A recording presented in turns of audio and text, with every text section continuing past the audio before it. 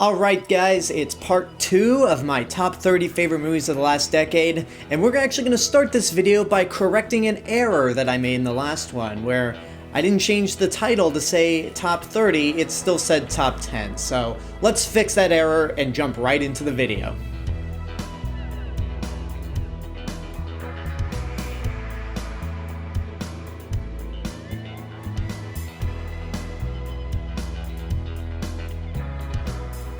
Alright, so like with the last video, there was a whole list of movies that I couldn't include in this list, so they were honorable mentions.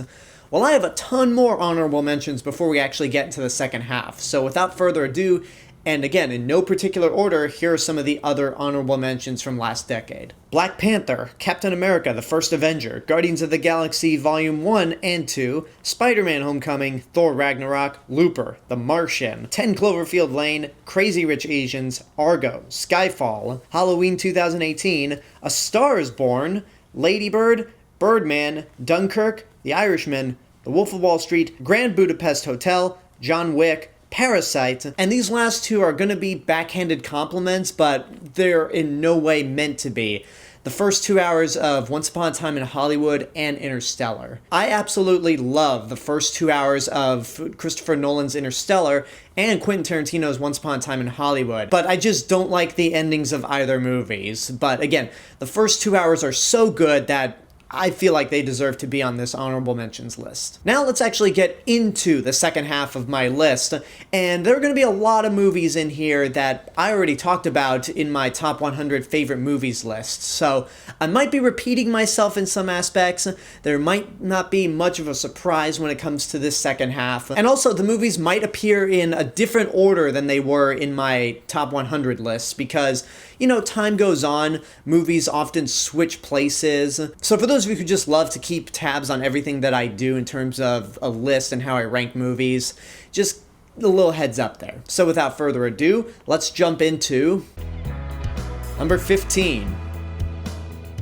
Coco. One of the biggest disappointments of the last decade was knowing that not every Pixar movie was going to be an absolute masterpiece, starting with Cars 2, and then with a couple of other movies here and there. But the ones that they made in the last decade that are masterpieces are damn well good, and Coco is one of them. I love the look of this movie. The way they reimagine the city of the dead, the character designs. It's just such a colorful and creative movie. Has a really fantastic song with Remember Me, and the movie does have a very strong and powerful message about family. Even though this movie is very important and hits home to the Mexican people, Mexican Americans, I feel like the theme of family is just something that's international, no matter which race you come from. And I would be lying to myself if I said this movie did not have me in tears. Like I said in a couple of other videos, I have no idea how Pixar does it, but when they make an audience cry their eyes out, they are damn good at it. Number 14.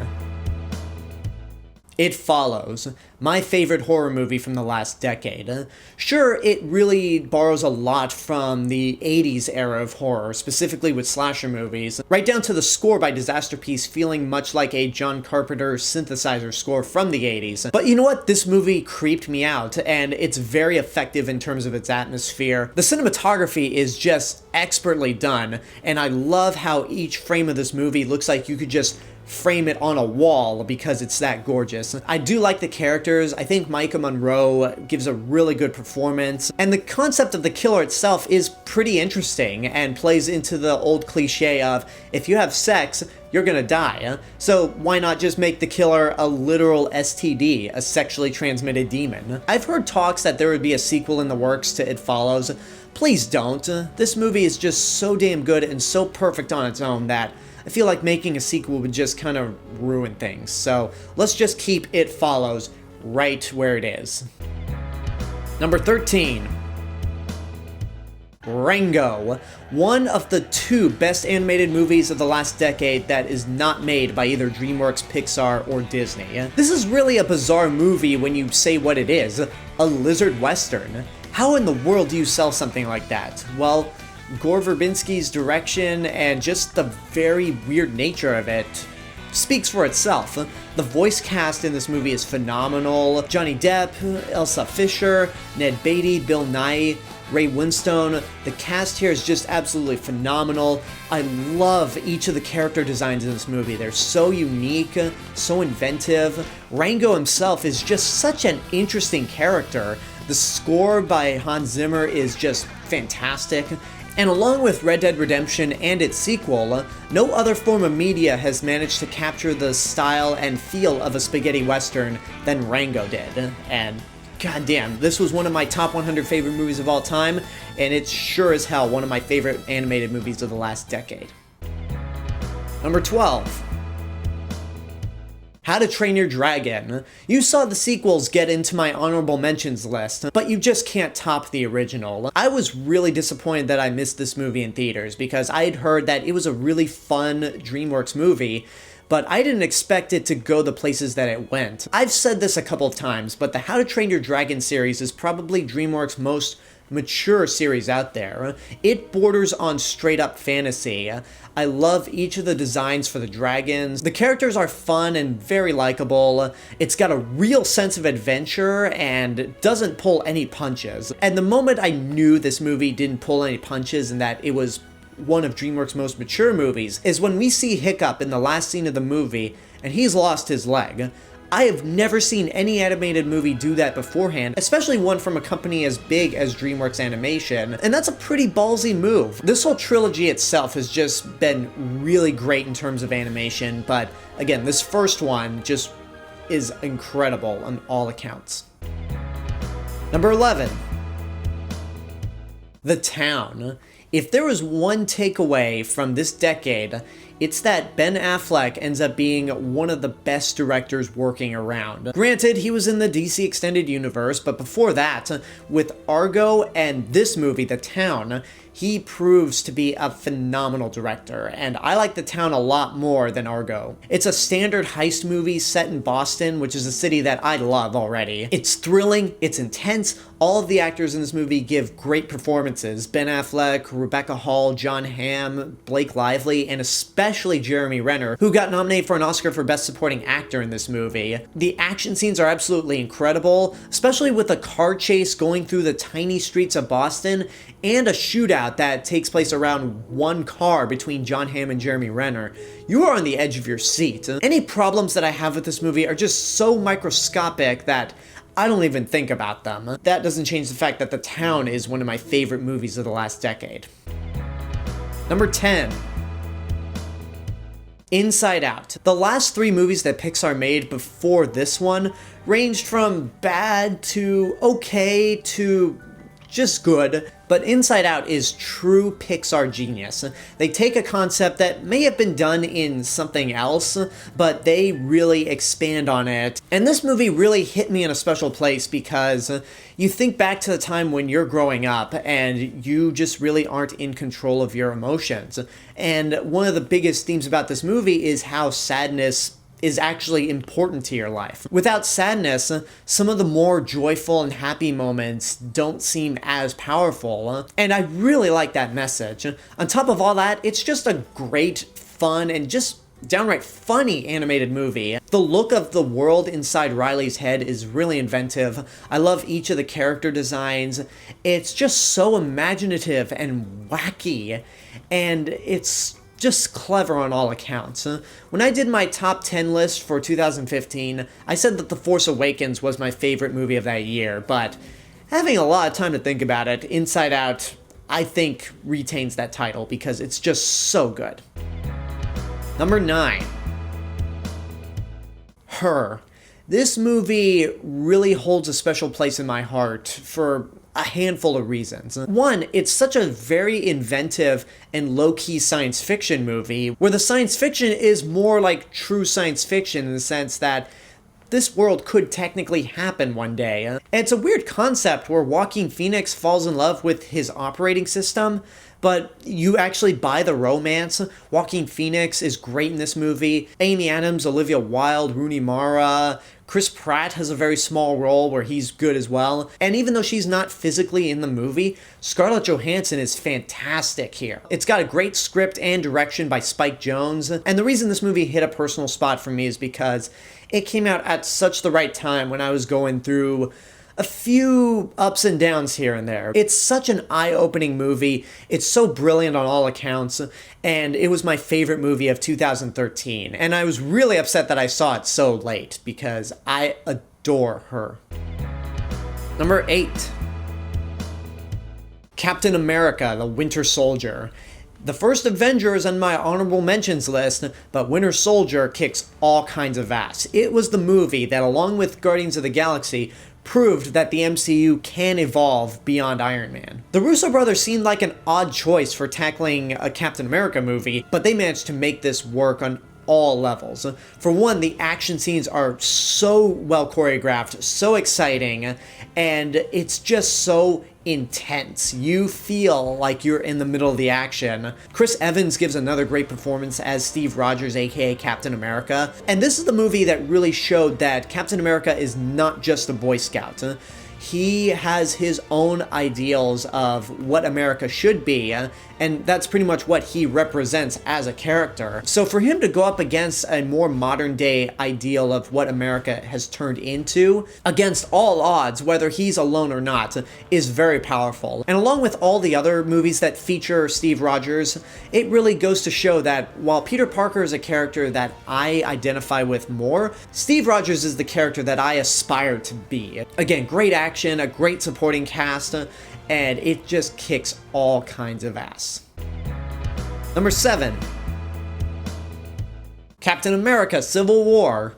I know a lot of people cite Civil War as being the weakest Russo brothers movie in the MCU, but they still say it's good. The reason I like this movie a tad more than Winter Soldier, and I mean a tad, is because it really plays around with these heroes' ideals. Up until Endgame, this was the most human that I've ever seen these larger-than-life characters. The main conflict is seeing these heroes butting heads in and out of their costumes, and hoping that things turn out for the best and that the Avengers don't have to split up. But with the combination of Steve Rogers' relentless attempts to redeem Bucky Barnes, while breaking the law in the process, and Daniel Bruhl's Zemo really pulling the strings in the background to get revenge for what happened in Age of Ultron, really makes for a complex movie.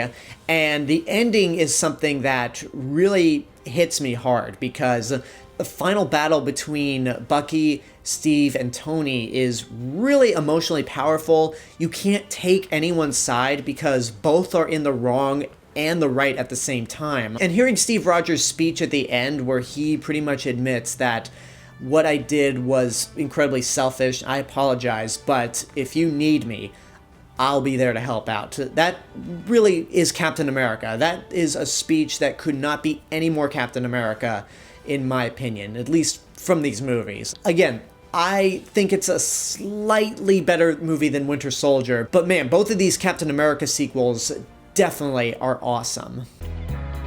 Number 6. The Avengers. Yeah, 3 MCU movies in a row. Goes to show you how much this franchise not only defined the last decade, but had a true impact on me. Having the previous movies in Phase 1 lead up to this, and the payoff is just spectacular, is a true accomplishment in its own right. You've never seen a movie like this beforehand. Joss Whedon directs it wonderfully. He gives each of the characters their own time to shine. You get to see Tony Stark put aside his selfish attitude and be more of a team player. You see Steve Rogers step up to be a true leader more than he was in his first movie. You understand why the Hulk is an important factor to the Avengers and not something that should be treated as a monster. The brother and brother relationship between Thor and Loki is expanded even more this time around, and we get to know a lot more about Natasha Romanoff and the newcomer, Clint Barton. The cast is great. The entire Battle of New York is just visual eye candy. It's a 2.5 hour movie that never feels like it's 2.5 hours. The score by Alan Silvestri is great, and it's just probably one of the most fun experiences I've ever had in the theater. I've seen the Avengers 6 times in the theaters, and each time it's never gotten boring. So now we're at the top 5, and just like with my top 15 of 2019, these movies are the top 5. They could switch around in any order because I love each of these movies individually, and these were the movies that truly spoke to me in terms of the best movies of the last decade. Number 5. Spider-Man Into the Spider-Verse. This is the best non-Disney, DreamWorks, or Pixar animated movie that came out in the last decade, for multitudes of reasons. One, the animation is so unique and unlike anything we've ever seen before in a big studio movie like this. It really captures the look of a comic book. It's got this really great pop art feel to it. There's so much going on in the background, and the designs for each of these characters and the way they move is just brilliant. And on top of all that, it's got a great script, the humor is fantastic, and for juggling so many different spider people, I love how this movie never forgets that it's a Miles Morales story. We get to follow Miles Morales as he realizes that anybody could wear the mask. And much like how I love The Last Jedi's message of greatness can come from anywhere and you don't have to be from a certain lineage, I love the message in this movie where anybody can be a hero. There doesn't necessarily have to be one Spider-Man. Anybody, no matter who they are and where they come from, can rise up and accomplish great things. And even though this is a movie that focuses on a lot of superpowered beings that shoot webs and climb walls, that message is very powerful. So I absolutely love this movie. The soundtrack is also fantastic. The voice cast is incredible. If there was any reason why I don't want Disney to buy Sony outside of the whole monopoly conversation, it would be the fact that we would never get a movie like this. Spider-Man Into the Spider-Verse is truly a one-of-a-kind animated movie, and it'll be a long time before you see anything like this ever again. Number 4, Boyhood.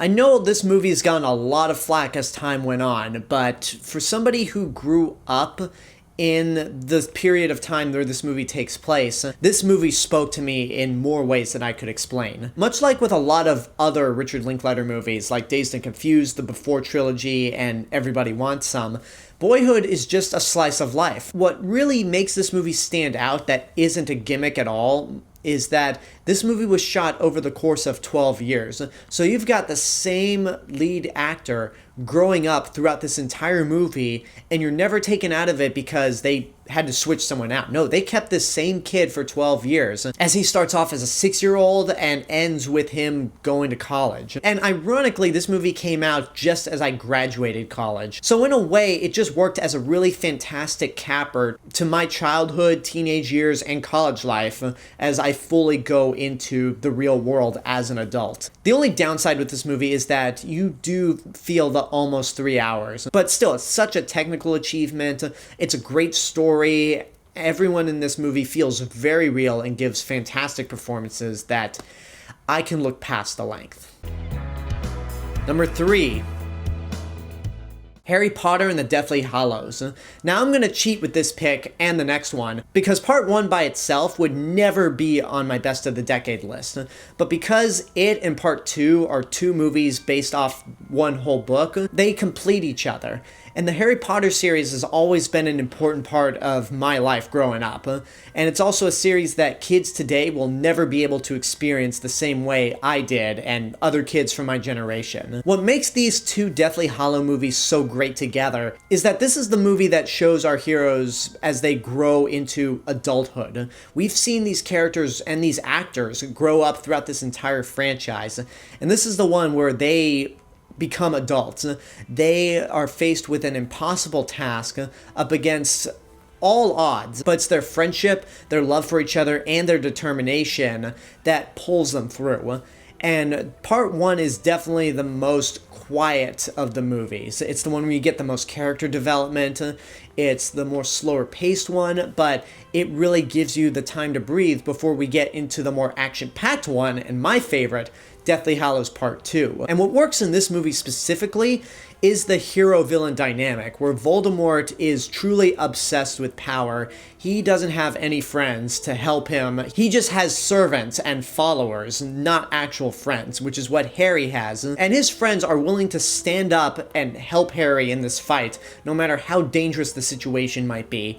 And this also really shows the power of a mother's love. Not only do we get more emphasis on Lily Potter's sacrifice and how important she is to Harry, the moment where Narcissa Malfoy lies to Voldemort about Harry being dead because she found out that Harry saved her own son Draco is a truly powerful moment. It's a very small moment, but I think that, and also Ron Weasley's mother kicking ass, proves that the mothers in this series are definitely one of the more important characters. And the epilogue is something that a lot of people have criticized for some reason, I don't know. It gives me that true Harry Potter feeling. We began our journey with Harry at platform 9 3/4. It was only appropriate, and poetic even, that we ended our journey with Harry, Ron, and Hermione at platform 9 3/4. I absolutely adore this finale. Prisoner of Azkaban is my favorite of the Harry Potter movies, but that didn't come out in the last decade. Deathly Hallows Part 1 and 2 did, and if nothing else, they proved to be a fantastic ending to one of the greatest film franchises out there. Number 2. Avengers Infinity War and Avengers Endgame. Again, I'm cheating with this pick because both of these movies form one whole story. Infinity War by itself could make my best of the decade list, but again, I decided to cheat. The Avengers was a great culmination to the first phase of the MCU, and I absolutely adore that movie. But Infinity War and Endgame are the culmination to everything else that have come beforehand and really deliver on some grand, epic moments. And another thing that makes Infinity War better than Deathly Hallows Part 1 is that it's a self-contained story for the villain Thanos. Josh Brolin is really fantastic in this role. He's a villain who is menacing, he doesn't screw around at all, and his motivation, while you can tell it's not really the most thought out one, you get it in a way. I would never say there's a point where I rooted for Thanos to win in Infinity War, but you definitely understand where he's coming from. It's just he didn't think of the grand picture and how it would affect others. On top of all that, the score by Alan Silvestri is great, the action is exciting, very creative, and very comic bookish. This movie and the entire MCU is not afraid to embrace its comic book source material and do things like Thanos throwing a moon at Tony Stark, or Groot and Rocket Raccoon on Earth fighting with other Earth-based heroes. It's just fantastic, and the ending is really impactful. And even though we know that these characters are going to come back in the next movie, watching this movie from the point of view of the characters witnessing the snap is very powerful, especially Spider-Man's death. A lot of people say that Infinity War is their favorite of the two, but for me, Endgame is my favorite because it really is the final hurrah for these heroes. Thanos is not the main focus this time around, and I'm grateful for it because we got a full story with him in the last movie. Now it's time for the Avengers to come in and really undo everything that he did, whatever it takes. And that really is the key motto with this movie. Much like with Deathly Hallows, these characters are put in a situation where they're facing impossible tasks. There's going to be a lot of consequences with what they're doing, but they are determined and their teamwork really shows it. And with the first hour of Endgame, where the characters are going through their own versions of moving on, whether it's actually moving on, grieving, it's effective. Even with some of the funnier moments with Thor, and they are funny to me, there is tragedy in that character. I also love how the second hour of this movie is pretty much a heist movie, and we get to revisit key locations and key time periods within the MCU that never feels like unearned fan service.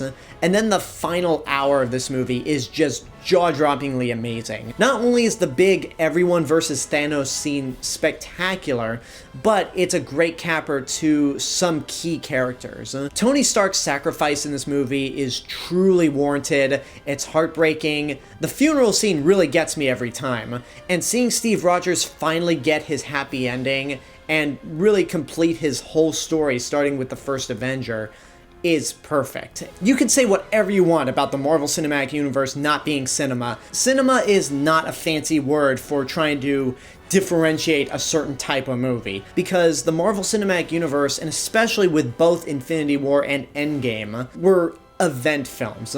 They are one-of-a-kind movies, much like with Star Wars, much like with The Dark Knight, much like with Lord of the Rings, much like with Harry Potter, that comes out once in a while. It truly impacted people in more ways than one, not just for the visual spectacle, but for its characters. And for the 11 years and 22 movies in between Iron Man and Endgame, these last two Avengers movies prove that a great movie is a great movie, and it doesn't matter the genre it comes from. It could be a horror movie, it could be an action movie, it could be a comic book movie. A genre should not devalue how great a movie is. And in the case of both Infinity War and especially Endgame, I love these movies 3000.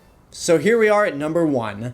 Now, what could possibly beat movies like Boyhood, Blade Runner 2049, Shin Godzilla, The Last Jedi, Avengers, Winter Soldier, Coco, Inside Out, etc., etc.? Well, here it is. Number 1. Toy Story 3. Even though this really didn't end up being the last Toy Story movie, this one is the end for Andy's story. This movie really is important to me in many regards. For one, Toy Story is my favorite animated movie of all time, and the fact that this third movie is as great as it is pretty amazing. But also, this is the end to Andy's story. For kids growing up in the 90s, Andy kind of was us. We had his same mentality when playing with our toys, where we just let our imaginations run wild.